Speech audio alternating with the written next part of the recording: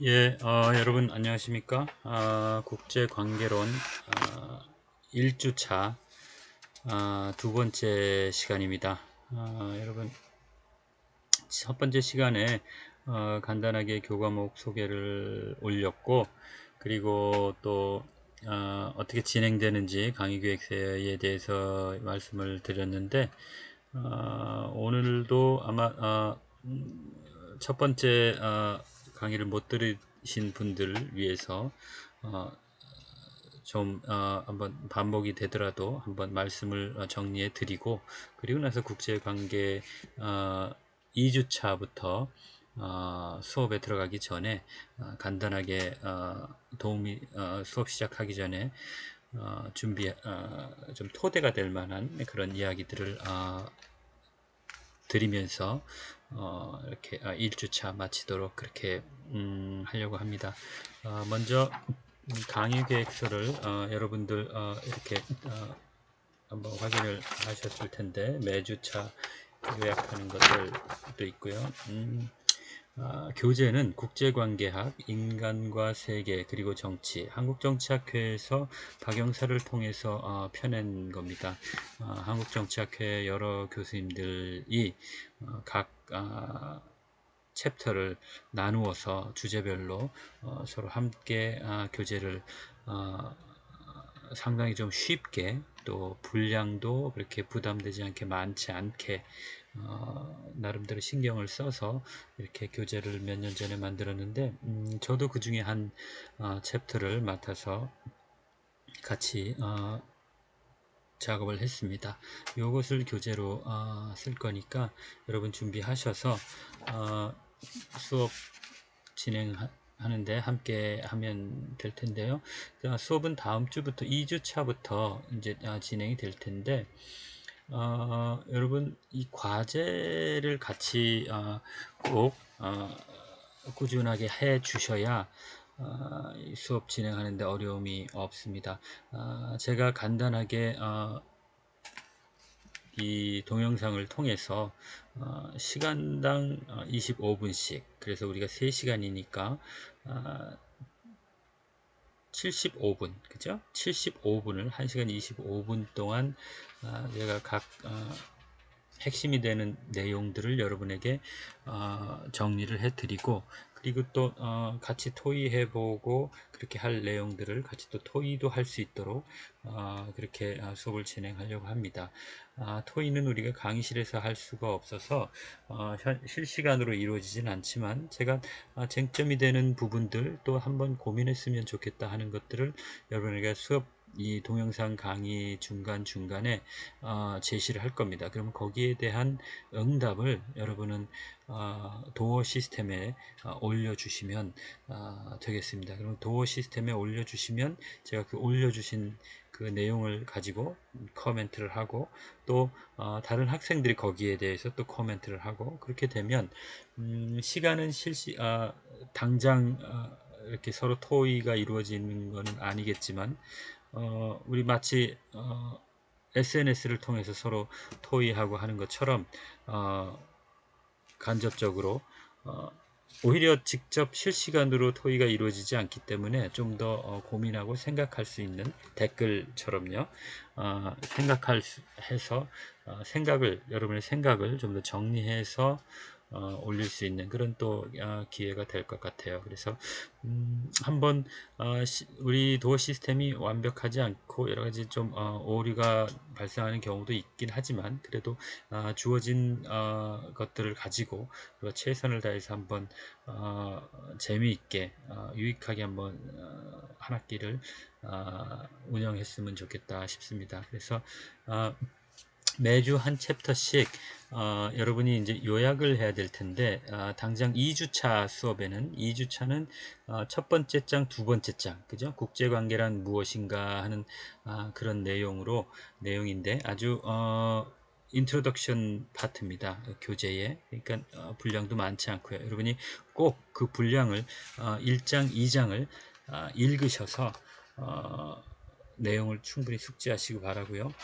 읽으면서 잘 이해가 가지 않는 부분들은 여러분이 꼭 질문으로 해서 질문하실 수 있도록 어떻게 하냐면 먼저 요약을 할 건데요. 요약하는 분량은 전혀 상관없습니다. 한 페이지의 요약을 하셔도 되고 아니면 뭐 10페이지, 20페이지 전혀 상관없습니다. 여러분이 요약할 수 있는 만큼 여러분 생각에 충분히 요약이 된다고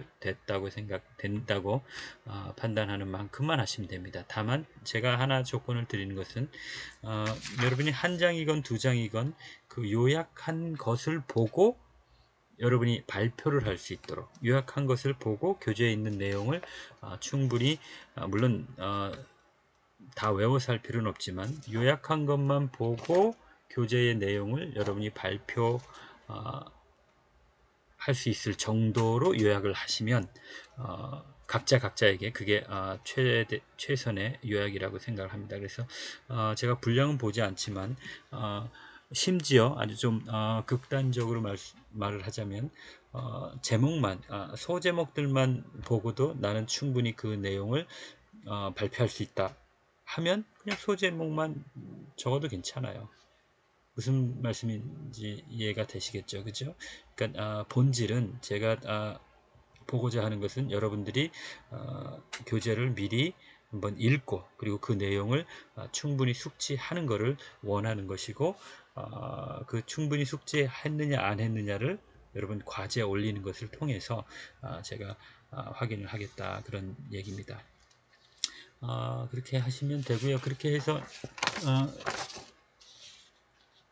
강의계획서에 나와 있는 것처럼 여러분 평가는 다섯 가지 다섯 가지 항목으로 나눠서 할 겁니다.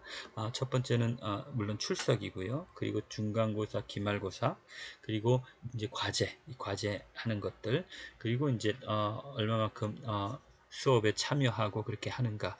이제 강의실에서 수업이 이루어지면 수업 시간에 질문과 답변 그리고 또 발표 또 기타 이제 다양한 토론들에 참여하는 것들을 보고 제가 판단을 할 텐데 지금은 강의실이 아니니까 대신에 제가 아까 말씀드렸던 대로 이 동영상 강의를 통해서 여러분에게 제시하는 것 질문하는 것들에 대한 답변을 도어 시스템을 통해서 올린다거나 아니면 누군가가 올렸던 답변 혹은 코멘트에 대해서 여러분이 또 댓글을 다는 형식으로 해서 토론을 그렇게 진행을 해주면 그런 것들을 제가 보면서 여러분이 이 수업에 온라인 수업이지만 참여하는 것을 제가 파악하고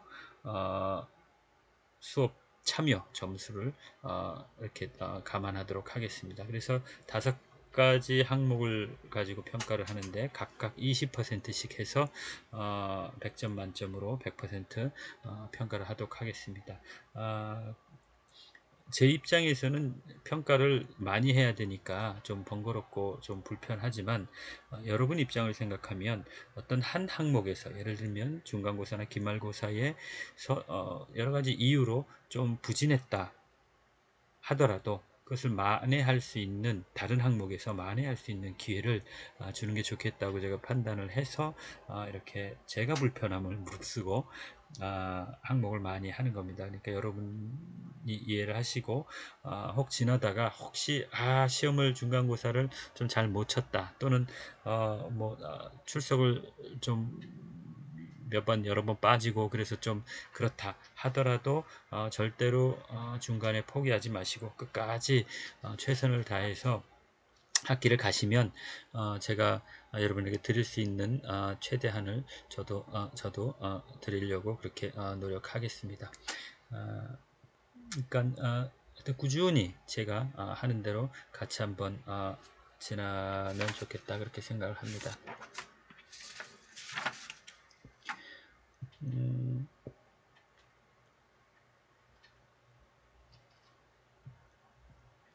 뭐 그 정도면은 오리엔테이션으로서 첫 번째 주 내용들은 뭐 특별한 게 없는 것 같아요. 그리고 또 여러분들 첫째 시간에 궁금한 거나 질문이나 뭐 기타 어떤 그런 사항들이 있으면 도우 시스템을 통해서 질문을 달라고 그러는데 아직 뭐 특별한 것이 올라온 게 없네요. 아마 아직 수강 정정 기간이고 해서 그런 것 같기도 한데, 여러분 어떤 수강 정정 기간 때문에 아마 2주차까지 아마 안정이 안 될 수도 있을 거는 같아요.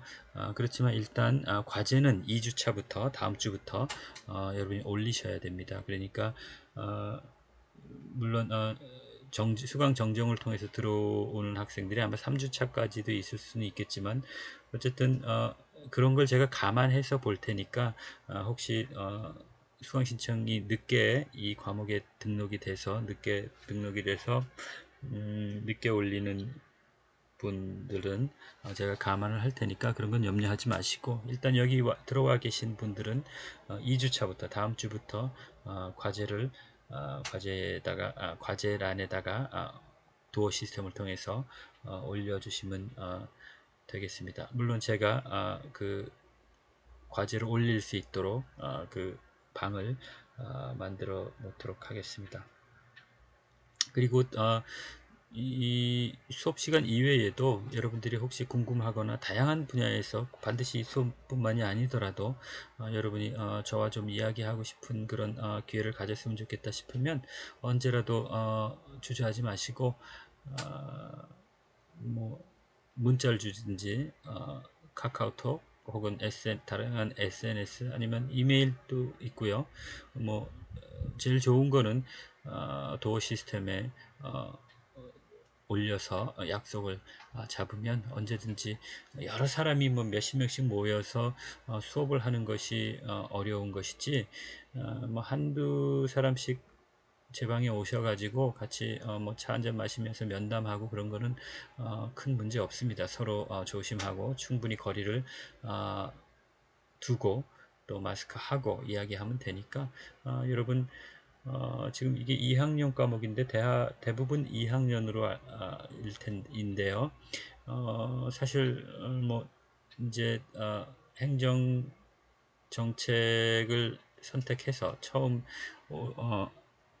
해가 되기 때문에 뭐 오며 가며 봤을 수도 있지만 처음인 분들이 많을 거예요. 그러니까 궁금하거나 뭐 그러면 약속할 수 있으니까 환영입니다. 언제든지 환영이니까 여러분 연락 주시고 그렇게 해서 재미있게 진행했으면 좋겠습니다. 먼저 한번 시간이 우리가 많이 남으니까 한번 전체적으로 한번 훑어보도록 할게요. 먼저 1장, 2장에서 그러니까 다음 주 2주차에 할 얘기들은 이제 국제관계가 도대체 뭐냐, 국제관계가 거기에 대해서 한번 여러분에게 말씀드릴 거고, 또 그 국제관계의 어떤 역사, 언제부터 국제관계가 있어 왔던 거냐, 뭐 그런 얘기를 할 텐데, 국제관계가 뭘까요? 이게 한자를 쓰면 금방 표시가 나는데, 그죠? 나라 국자입니다. 그래서 국가들 간의 관계입니다. 국제관계란. 그러니까 인간관계 하면 뭡니까? 인간들의 관계잖아요. 그죠? 친구 관계는 친구들의 관계잖아요. 그럼 국제관계는 국가들 간의, 넘나드는 제자죠. 또 국가들 간의 관계가 바로 국제관계입니다. 그러면은 국가들 간의 관계란 어떤 관계가 있을까요? 국가들끼리, 친구들끼리도 개인관계도, 서로 싸우는 것도 개인관계죠. 서로 친하게 지내는 것도 개인관계죠. 인간관계죠. 서로 사랑하는 것도 인간관계죠. 그죠? 삐지는 것도 인간관계죠. 도둑질하는 것도 인간관계죠. 그죠? 인간들 간에 이렇게 발생하는 거니까, 거짓말하고 사기치고 그 모든 인간들 사이에서 발생할 수 있는 모든 관계, 그죠? 또 국가관계란 마찬가지입니다. 국가와 국가, 주권국가와 주권국가 사이에서 발생할 수 있는 모든 관계들을 얘기하는 겁니다. 전쟁도 있겠고요, 뭐 무역하는 것도 있겠고요, 관광하는 것도 있겠고요. 국가 간에, 그러니까 정부의 이름으로 하는 것도 있지만 국민들, 개인들이 하는 것들도 마찬가지입니다. 개인들이 국경을 넘어서 맺는 관계들, 그죠? 관광을 간다거나 아니면 국제 결혼을 한다거나 아니면 뭐 그렇죠. 국제 사기를 친다거나, 그죠? 범죄 조직들이 있는데 범죄자들이 국경을 넘어서 범죄를 저지르죠. 그것도 국제 관계가 되는 겁니다. 그죠? 국경을 넘는 것은 뭐든지 우리가 생각할 수 있는 것들은 다 국제 관계가 될 수 있는 겁니다.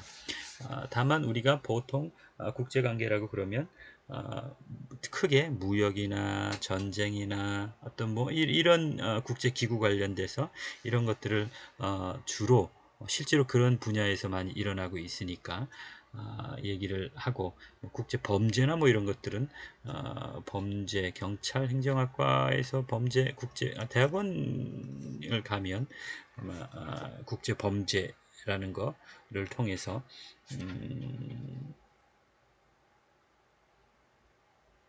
테러 같은 것들이에요. 그죠? 테러리스트들, 그죠? 국경을 넘나드는 그런 테러리스트들, 그죠? 국제 범죄. 뭐 그런 것들 다 국제 관계의 범주 안에 있는 것들입니다. 그럼 이 국제 관계라는 학문은 언제부터 시작했을까요? 그런 것들이 이제 다음 주에 얘기할 그런 것들이고요. 그리고 세 번째 주의는 이제 현실주의, 네 번째 주는 자유주의, 다섯 번째 주는 대안이론 이렇게 했는데, 그래서 셋째, 넷째, 다섯째 주 이렇게 세 주간 동안 거의 한 달 동안은 이제 이론적인 이야기를 할 겁니다. 그러니까 국제 관계란 국가들 간의 관계를 얘기하는 건데, 그 국가들 간의 관계를 조금 더 잘 이해하고 잘 설명하고 잘 예측하고, 그렇게 그런 것들을 위해서는 어떤 이론이 필요한 거죠. 마치 안경과 같이 우리가 잘 사물을 잘 보기 위해서 안경이 필요하잖아요. 그죠? 눈이 좋은 사람도 있지만 반드시 눈이 나쁘지 않더라도 우리가 보고자 하는 대상이 너무 멀리 있다거나 저기 우주에 있는 별들이라면 망원경을 망원경 같은 안경을 끼고, 그죠? 바라보는 거죠. 그러나 너무 작다. 그럼 어떻게 합니까? 현미경이라는 안경을 끼고 보는 거죠. 그래서 우리 대상에 따라서, 우리가 관찰하는 대상에 따라서 우리가 사용하는 도구가, 그죠? 안경이 다른 것처럼 국제 관계가 아까 말씀드린 대로 다양한 분야에서 국제 관계 현상이 발생을 하는데, 그 국제 관계 현상을 관찰하는 우리가 그 어떤 현상이냐에 따라서 잘 관찰하기 위해서 망원경이 필요할 때도 있고 현미경이 필요할 때도 있는 것처럼 바로 이론이 필요한 겁니다. 그 이론들이 당연히 다양한 관찰 대상이 있는 것처럼 이론도 다양한 이론들이 있습니다. 그러나 그 모든 것들을 다 할 수 있지 않으니까 더 이제 공부를 더 이 분야를 이제 전공을 더 깊이 하면은 그런 기회가 있겠지만, 지금 우리가 이제 개론으로서 대학교 2학년에서 지금 하는 입장에서는 주요한 그 어떤 주요한 안경을 있으면, 그죠?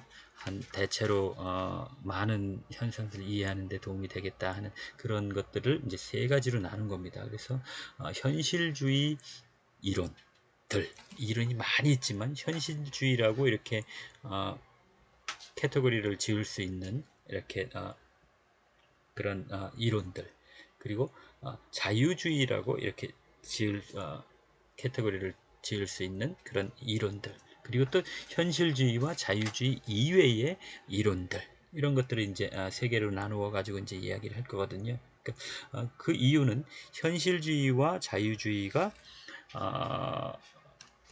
국제 관계를 관찰하고 분석하고 해석하고 전망하고 또 처방하고 하는 것들의 주요 두 큰 기둥과 같은 역할을 하는 겁니다. 그래서 현실주의와 자유주의가 있는 거고, 서로 현실주의가 더 잘 설명한다, 자유주의가 더 잘 설명한다, 국제 정치 현상을요. 그렇게 이제 주장하고 또 토의하고 지금도 상당히 이렇게 경쟁적입니다. 그러나 그 두 가지 주요한 것이 모든 걸 다 설명하는 건 아니거든요. 그래서 이 현실주의와 자유주의 이외에 대안으로서 또 어떤 이론들과 시각들이 있는가를 얘기하는 분야가 바로 대안 이론입니다. 여기에는 무슨 뭐 막스주의자 막스 이론도 있겠고, 또 어떤 뭐 구성주의라고 하는 것도 있겠고, 또는 뭐 여성학 얘기하는 거, 페미니즘 같은 것들도 있고요. 그래서 이런 것들을 이제 3주, 4주, 5주 차에 걸쳐서 이야기를 할 겁니다. 그리고 6주 차가 되면 그때는 이제 국제 안보, 인터내셔널 시큐리티 차원을 얘기할 건데요. 이 국제 안보와 국제 정치 경제는 이 국제 관계의 커다란 두 가지 기둥입니다, 사실은. 그래서 인터내셔널 릴레이션스 해가지고 국제 관계고, 국제 안보는 인터내셔널 시큐리티 하는 것이고, 국제 정치 경제는 인터내셔널 political economy 해서 IPE 이렇게 이야기를 하는데요. 이 두 가지가 국제 관계의 큰 어떤 기둥과 같은 그런 분야다. 그러니까 하부 분야다. 이렇게 생각을 하시면 될 겁니다. 그래서 국제안보에 대한 것을 6주차에 하고 이것도 7주차에 하는 핵과 국제정치도 사실은 안보와 관련이 있는 것인데 핵이라는 것이 상당히 안보에서도 더 중요하고 특히 최근에는 더구나 우리 대한민국 입장에서는 한반도와 이 동북아에서는 이 핵 문제가 북한 핵 문제를 통해서 다시 크게 대두되고 있기 때문에 이 핵과 국제정치라는 파트를 국제 안보에서 분리시켜서 한 주 정도 더 이야기하는 그런 시간을 갖습니다. 그러면은 8주차에 중간고사가 실시가 됩니다. 지금 코로나가 어떻게 진행되느냐에 따라서 약간 좀 유동적일 수는 있겠지만 어쨌든 특별한 경우가 없는 한 중간고사 실시하는 것으로 그렇게 되니까 여러분들 준비하시면 되겠고요. 그리고 나서 이제 중간고사가 끝나면 9주차에 이제 외교와 외교정책, 그러니까 외교입니다. 외교정책에 대해서 우리가 얘기할 텐데 여러분이 아시는 대로 외교가 국제관계에서 상당히 중요하죠. 그래서 어떻게 보면 국제관계 아까 말씀드린 대로 국제관계라는 분야가 상당히 다양한데 이 외교와 외교정책이라는 것은 그 다양한 분야 중에서 상당히 중요한 더 어떤 핵심 분야와 같은 그런 분야가 주제가 되겠습니다. 그래서 왜냐 이 국제관계란 뭐라 그랬죠? 국가 간의 관계라 그랬죠. 외교란 뭡니까? 외교란 그죠? 바깥 외자 사귈 교자 하죠. 그죠? 사귀는 거죠. 그러니까 바깥에서 사귀는 겁니다. 내부적으로 사귀는 것이 아니라 우리 집안 안에서 사귀는 게 아니라 바깥 이웃과 사귀는 것입니다. 그러니까 국가 내에서 사귀는 것이 아니라 국경을 벗어나서 사귀는 것입니다. 그러면 국가를 벗어나서 사귄다면 그 사귀는 주체가 뭡니까? 국가죠. 그러니까 국가가 사귀는 것 그것이 외교입니다. 국가가 사귀는 거, 국가들 간의 관계, 그 국제 관계 아닌가요? 그렇죠. 근데 그 국가라는 것이 무엇이냐? 결국 정부죠, 정부. 그죠? 국가라는 추상적인 개념으로서의 주권 국가가 있는데 대한민국이라는 그죠? 그럼 그 대한민국이 일본과 사귄다 할 때, 일본과 관계를 맺는다고 할 때, 이것은 뭡니까? 대한민국 정부가 일본국 정부와 관계를 맺는 거죠. 그죠? 그러니까 정부와 정부가 관계를 맺는 것, 구체적으로 그게 바로 외교인 것이죠. 그죠? 물론 조금 더 깊이 들어가면 정부와 정부가 관계하는 것이 외교라면 비정부와 정부가 관계를 맺을 수도 있죠. 예를 들어서 한국 정부가 아니라 개인 김태환, 개인 한국인과 일본 정부와 관련 맺을 수도 있죠. 그죠? 일본 정부에서 주는 연구비를 제가 받은 적이 있어요. 그럼 친일파가 되나? 아주 오래전에 연구비를 받고 저 혼자가 아니라 이제 여러 교수님들이 국제해양법에 대해서 남진아해라든가 동진아해 이런 동아시아 바다에서의 국가 간의 갈등 문제들, 독도 문제들도 포함해서 그런 것들을 연구한 적이 있는데 이건 뭐죠? 개인이 정부와 관계를 맺는 거죠. 그래서 보통 외교라고 할 때는 보편적으로 정부와 정부 간의 관계를 외교라고 하는데, 정부가 아니더라도 비정부, 다시 얘기하면 민간과 정부 간의 관계가 있을 수도 있고요. 민간과 민간의 관계가 있을 수도 있는 거죠. 그래서 보통 외교라고 하면 정부와 정부의 관계지만, 그것이 아닌 외교들을 얘기하기 위해서 뭐 민간 외교다, 뭐 스포츠 외교다, 무슨 뭐 그런 얘기 하잖아요. 그죠? 스포츠 외교다. 이건 뭡니까? 정부가 아니라 개인 운동 스포츠계에서의 뭐 야구 선수들이 뭐 일본 구단으로 뭐 간다든가 기타 그런 것들, 그죠? 그래서 그런 다양한 외교의 형태와 외교의 주체들, 또 외교 정책들, 그런 부분에 대해서 9주차 얘기할 것이고요. 그리고 10주차가 되면 국제 무역 질서라는 그런 부분을 얘기할 건데, 이건 아까 말씀드렸던 대로 국제 관계의 큰 기둥이 기둥이 뭐라 그랬죠? 인터내셔널 시큐리티, 국제 안보, 그리고 또 하나가 인터내셔널 폴리티컬 이코노미, 국제 정치 경제, 그죠? 바로 이 국제 정치 경제의 중요한 부분이 바로 국제 무역 질서인 거죠. 그죠? 국제 정치 경제의 가장 중요한 부분이 뭡니까? 무역을 통해서 많이 이루어지잖아요. 그래서 바로 그 부분을 우리가 10주차에 국제 무역 질서를 얘기할 것이고, 또 하나는 국제 정치 경제를 얘기할 때, IPE를 얘기할 때 무역과 또 뭡니까? 무역을 하려면 무슨 수단이 있어야 되죠? 돈이 있어야 되죠. 화폐가, 금융 얘기입니다. 그래서 이것도 중요하고 큰 부분이기 때문에 IPE 중에서 인터내셔널 폴리티컬 이코노미 중에를 국제 무역과 국제 금융 통화 시스템으로 나누어서 우리가 이야기를 하게 될 겁니다. 11주 차에 그것을 얘기하게 될 거고요.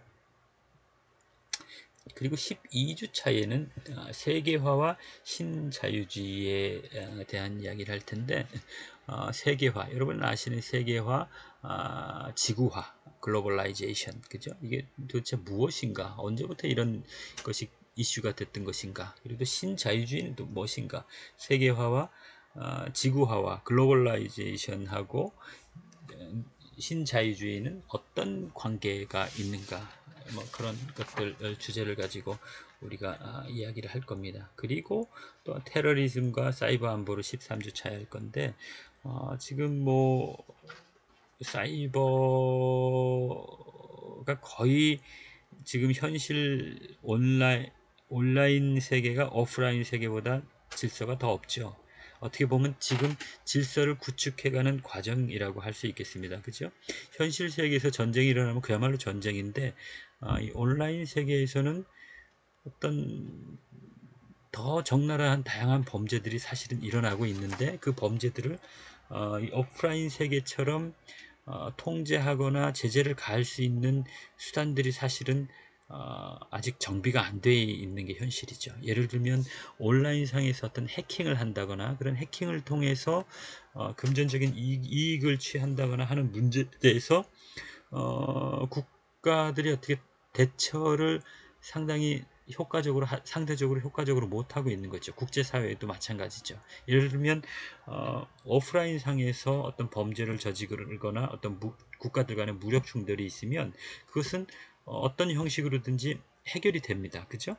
전쟁, 무력 충돌이 있다 그러면 유엔이나 국제사회가 개입을 해서 어떤 중재를 한다거나, 아니면 뭐 그런 형식을 취할 수도 있고, 아니면 뭐 후다닥 전쟁을 해가지고 그냥 어떤 뭐 승패가 나서 뭐 전승국과 패전국 간에 또 어떤 뭐 합의를 통해서 이제 전쟁을 마무리하고 그런 과정이 분명하게 일어나는데, 이 온라인 상에서는 어떤 온라인 상에서 발생하는 테러라든가 어떤 해킹을 통해서 일어나는 다양한 어떤 문제들을 오프라인만큼 구체적으로 해결을, 그러니까 그 범죄자들에 대한 처벌이나 어떤 제재가 효과적으로 이루어지지 못하는 것이죠. 예를 들면 오프라인에서 군대다 하면은 무력은 주권 국가가 독점을 하고 있습니다. 그래서 범죄자나 어떤 아무리 큰 범죄 조직이라 하더라도 국가를 대상으로 해서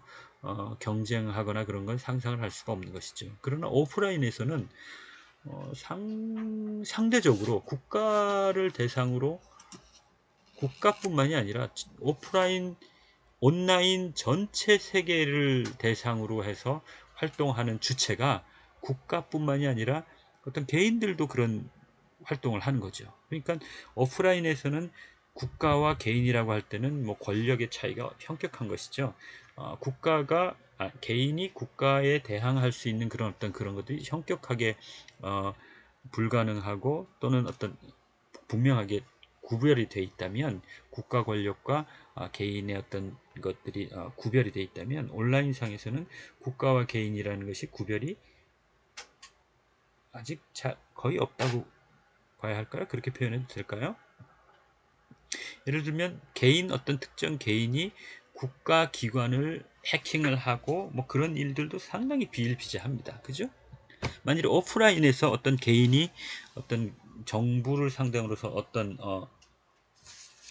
행동을 한다는 것은 상상할 수가 없죠. 그죠? 그러나 오프라인에서는 어떤 컴퓨터 해킹에 아주 뛰어난 개인이라면 얼마든지 어떤 뭐 정보가 좀 보안이 좀 취약한 그런 국가 정부를 대상으로 해서 얼마든지 해킹을 하는 게 가능한 거죠. 그래서 이 사이버 안보 문제가 사실은 앞으로는 점점 더 중요하고, 만일에 전쟁이 일어난다면 오프라인 전쟁보다는 사이버상의 전쟁이 더 실효성이 있고 더 가능성이 있고 그럴 겁니다. 앞으로는. 그죠? 왜냐하면 오프라인 전쟁은 어, 피차 간에 이기는 국가와 지는 국가 모두 간에 피해가 상당히 큽니다. 코스트가. 그러나 온라인상에서의 전쟁이라는 것은 상대적으로 피해, 그러니까 비용에 비해서 얻는 것이 상당히 크다고 할 수 있겠죠. 선제 공격하는 입장에서는. 그래서 근데 지금도 사실은 북한이나 기타 어떤 경쟁 국가들, 미국이나 중국 다 마찬가지지만, 서로 경쟁 국가의 어떤 해킹이나 기타 다양한 방법으로 온라인에서 실질적으로 전쟁에 준하는 어떤 그런 활동들이 많이 사실은 일어나고 있습니다. 그죠? 그런 것들을 우리가 오프라인만큼 심각하게 인지를 못하고 있는 것 뿐이죠. 오프라인에서도 정보 기관들 간의 어떤 그 전쟁에 준하는 어떤 그 경쟁과 그 어떤 공작들이 얼마나 치열합니까? 그러나 온라인상에서의 그런 것들은 오프라인보다 좀 덜 드러나는 것이죠. 그죠?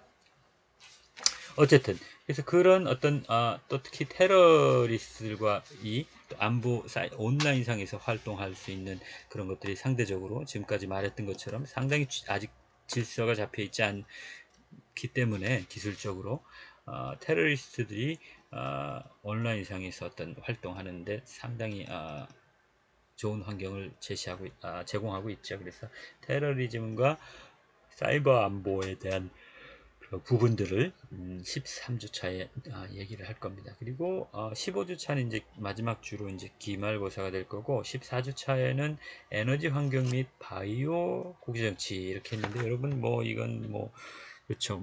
작년만 해도 이 수업할 때 에너지 환경 및 바이오 할 때 에너지는 뭐 그런 정도 얘기했지만, 바이오 이게 뭘까 했지만, 지금은 여러분 다 수긍하시죠, 그죠? 지금 코로나 때문에 온 세계가 지금 인류 문명 이후 거의 이렇게 지구 전체가 이렇게 하는, 뭐 거의 올스톱되고 이런 상황은 뭐 처음이라고 생각을 하는데, 바로 이런 것이 바로 바이오 문제입니다. 어떤 질병과 전염병, 특히 전염병 중에서도 이렇게 바이러스를 매개로 하는 이런 문제들은 뭐 발생하면 전 지구적으로 발생을 하기 때문에, 이런 부분이 이제 국제정치 어떻게 되는가. 요새 학회들도 오프라인으로 잘 못하고 화상으로 학회를 하는 경우도 많은데, 뭐 거의 주제가 하면은 뭐 저희 국제정치나 뭐 국제관계 이런 정치학 쪽에서는 코로나19와 뭐 해서, 코로나19가 들어가지 않으면 세미나가 좀 진부할 정도로 거의 모든 세미나가 전부 주제가 코로나19와 코로나19와 이럴 정도입니다. 그래서 어떤 더 말할 것도 없지만 환경 문제들 이런 것들과 바이오상 이런 부분이 국제 관계에 어떤 영향을 미치고 또 이렇게 하는가에 대해서 아, 마지막 주 전에 중간 기말고사 전에 서로 얘기하고 그렇게 될 겁니다. 이 정도 이제 한번 전체를 한번 쭉 훑어봤는데 이제 첫 주에 시간이 좀 상당히 많이 여유가 있어서 이제 이런저런 얘기들을 해봤습니다. 여러분들 3학년이 되면 우리가 좀 이 얘기한 분야 중에서 국제기구에 대해서 사실은 짧은 시간이기 때문에 원래 이 교재도 그렇고 이 국제기구 부분이 있는데 국제기구 부분은 이제 3학년 때 새롭게 별도의 교과목으로 국제기구 행정론이라는 것을 통해서 우리가 다시 접할 겁니다.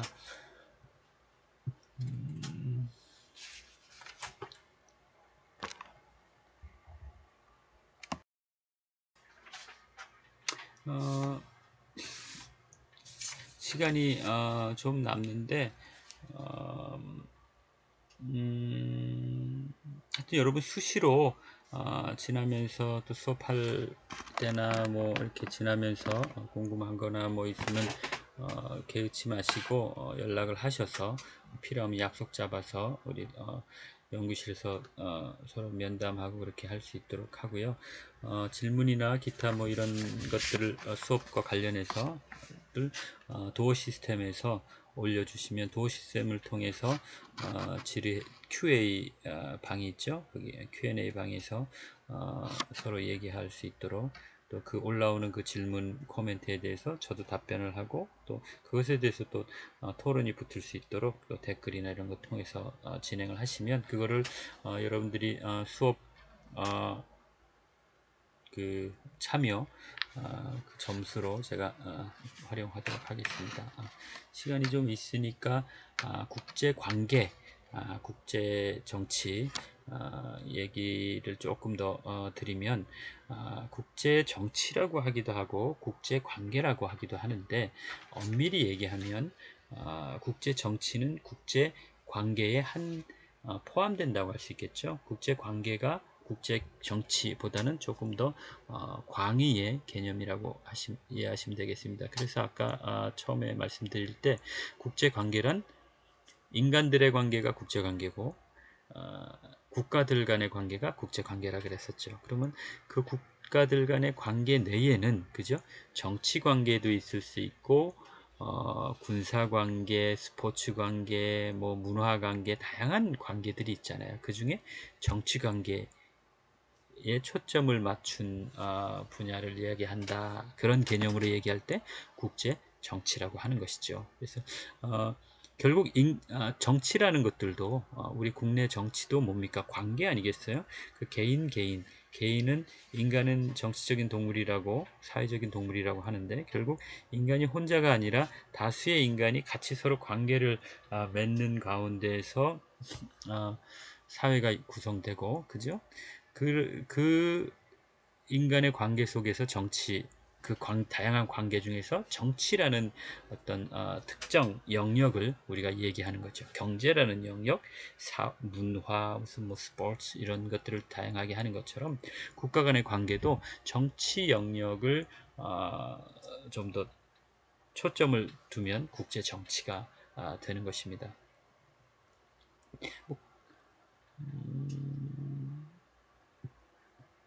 그러면 이 국제 정치, 국제 관계는 상대적으로 좀 여러분 이제 좀 감이 잡히셨겠지만 국제 관계라는 것은 그러면 상당히 포괄적인 분야인 거죠. 그러니까 거의 뭐 모든 것이 우리가 생각할 수 있는 모든 것이 다 국제 관계와 연관되고 그 관련된다고 생각을 하실 수 있겠죠. 전쟁이 일어났다 하면 근데 결국은 국가와 국가 간의 무력 충돌이니까 국제 관계라고 우리가 얘기할 수 있습니다. 무역하는 것도 마찬가지고요. 국제 결혼하는 거, 무슨 뭐 여행 가는 거, 그죠? 뭐 범죄, 모든 걸 다 국제관계로 우리가 국제관계의 테두리 안에서 우리가 설명할 수 있는 것이죠. 이처럼 국제관계는 상당히 기본적으로 종합 학문입니다. 그래서 과학도 어떤 그러니까 국경을 넘어가는 것은 기본적으로 다 국제관계가 포괄할 수 있기 때문에 상당히 종합 학문이고요. 그래서 이런 종합 학문일수록 나이가 젊습니다. 그러니까 국제정치, 국제관계는 2차 세계대전 이후에 발전한, 그것도 특히 미국에서 발전한 학문이라고 생각하면 아마 거의 뭐 틀림이 없습니다. 왜 그럴까요? 그러면 국가 간의 관계에 누가 관심을 가질까요? 국가 간의 관계에 관심을 갖는 국가는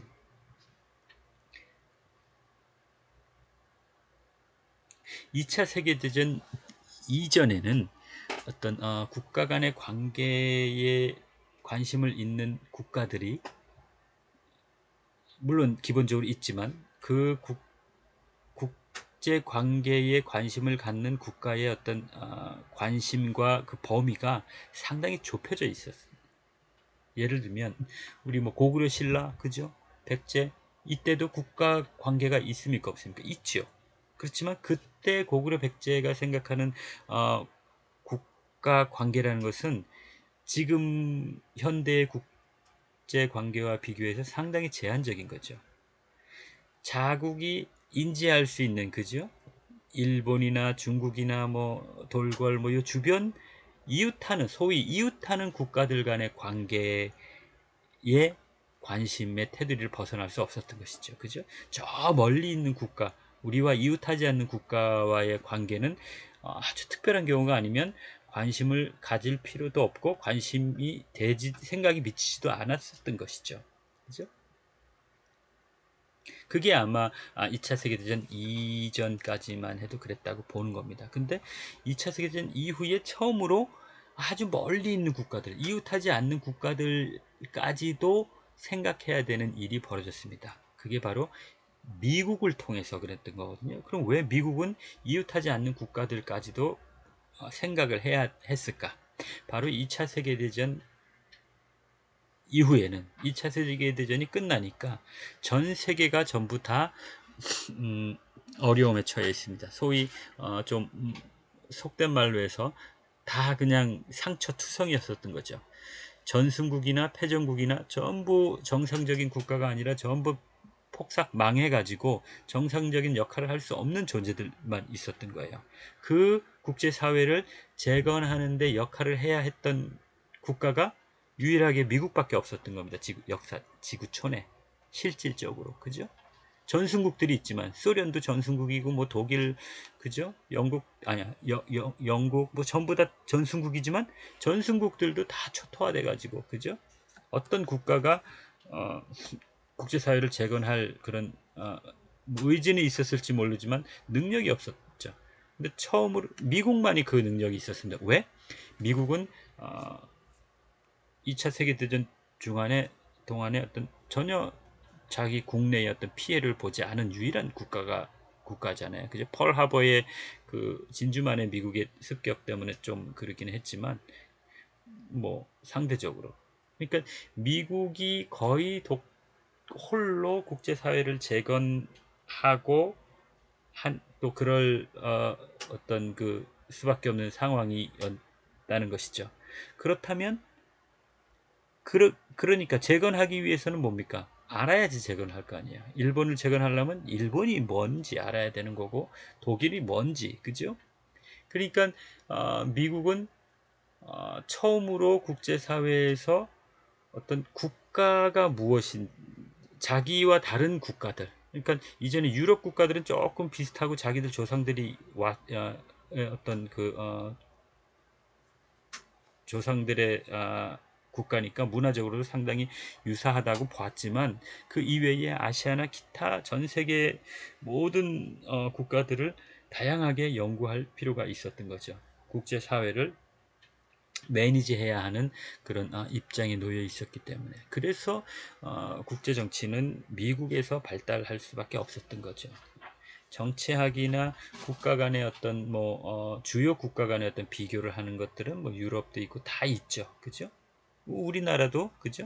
우리 이웃 나라들과 우리를 비교하고 이웃 나라에 대해서 정보를 입수를 하고 여러 가지 관계를 외교 관계도 다 있고 다 그렇게 하죠. 그러나 2차 세계대전 이후에 미국을 중심으로 해서 학문적인 영역으로 국제정치가 국제관계가 발전할 수밖에 없었던 것은 미국이 전 세계를 대상으로 해서 관여하고 비즈니스를 해야 하는 외교를 해야 하는 그런 또 알아야 하는 그죠 그런 상황이 있어서 그래서 이 국제 정치가 국제 관계가 가장 미국적인 학문이라고 얘기를 합니다. 그리고 또 하나 우리가 잊지 말아야 할 것이 국제 관계를 얘기하고 국제 정치를 얘기할 때는 이게 현실입니다. 좀 기분이 즐겁지 않더라도 인정할 수밖에 없는 것이 주로 강대국 간의 관계가 중심이 됩니다. 국제관계에서는. 왜 그럴까요? 약소국 간의 힘이 없는 조그만 국가들 간의 관계는 그냥 그 국가들의 관계에서 그쳐버립니다. 그렇죠? 남태평양의 작은 섬나라들 간의 관계는 그 섬나라들 간의 관계로 그냥 끝나는 거예요. 특별한 경우가 아니면. 거기서 무슨 일이 있다고 해서 우리나라에 어떤 영향이 있나요? 거의 없죠. 그렇지만 강대국 간의 관계는 우리나라뿐만이 아니라 그 남태평양의 작은 섬나라에까지 영향을 미치는 겁니다. 실례로 미국과 중국이 지금 경쟁하는 것을 통해서 여러분 최근에 뉴스미디어 구글 한번 서치를 해보세요. 남태평양의 작은 섬나라들의 중국의 영향이 상당히 확대되어 갑니다. 중국은 그 작은 나라들의 지지, 국제사회에서의 지지, 유엔에서의 지지, 그죠? 지지를 얻기 위해서 그 국가들에게 엄청난 투자를 하고 경제적으로 원조해주고 이런 일을 합니다. 그 이전에는 미국이 그렇게 했고 유럽 나라들이 그렇게 했고 그렇게 했었었는데 최근에 중국의 활동이 상당히 더 활발해지니까 이 국가들이 미국보다는 중국으로 이렇게 기우는 그런 모습을 보이고 있다는 그런 기사를 본 기억이 적이 있는데 이게 뭔 얘기입니까? 지금 강대국 간의 관계, 미국과 소련 간의 관계가 뭡니까? 결국은 그 남태평양의 작은 섬나라들에게 영향을 미치는 거잖아요. 그죠? 그래서 본질적으로 국제정치를 얘기할 때는 강대국 관계를 얘기하지 않을 수가 없습니다. 왜냐하면 강대국 간의 관계가 지구촌 곳곳에 영향을 미치기 때문에 작은 국가들의 약소국 간의 관계는 그렇지 않은 반면 그죠? 그래서 잘 이 부분을 현실적으로 이해하지 못하면 국정치 하는 사람들은 왜 강대국 얘기만 하냐 그죠? 사대주의냐 그런 생각을 할 수도 있지만 가장 프래그마티즘하게 가장 현실적으로 그죠? 실용적으로 봤을 때 강대국 간의 관계가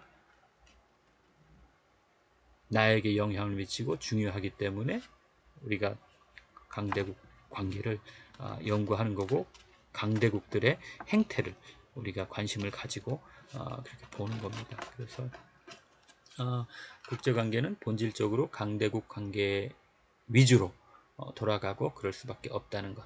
그래서 우리가 강대국들의 속성들, 강대국들은 어떻게 움직이는가, 강대국들은 어떻게 행동하고 어떻게 사고하고 어떻게 정책 결정을 하는가, 행동하는가 하는 것에 우리가 민감해야 하고 알아야 합니다. 그걸 왜? 그래야 우리가 피해 안 입고 더 적극적으로는 우리 국가의 이익을 얻을 수 있기 때문에 그렇죠. 우리가 구한말에 나라가 망하고 식민지로 전락할 때 결국은 뭡니까? 강대국 간의 관계를